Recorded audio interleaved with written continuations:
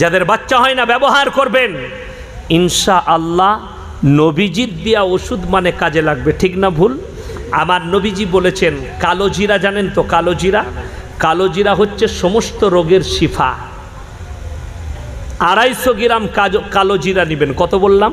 250 গ্রাম। সেটাকে পরিষ্কার করে ধুয়ে শুকাবেন। শুকানোর পরে তার সঙ্গে 200 গ্রাম মধু কিনবেন। কি বললাম? 200 গ্রাম মধু। সেই মধুটা রাখবেন, আর ওই কালো জিরে 2টি দানা এশার নামাজ পড়ে খানা খেয়ে স্ত্রীকে বলবেন হাতে নিয়ে মুখেতে নিবে, আর আঙ্গুলটা ডুবিয়ে যতটুকু এই শাহাদত আঙ্গুলে মধু উঠবে অতটুকু চুষবে। চুষার পরে একটা হাফ গ্লাস পানি রাখবে, সেই পানিটা 11 বার সূরা ফাতিহা পরে ফুঁক দেবে, ওই পানিটা পান করবে। আল্লাহ চাইলে ইনশাআল্লাহ আপনার বাচ্চা চলে আসবে।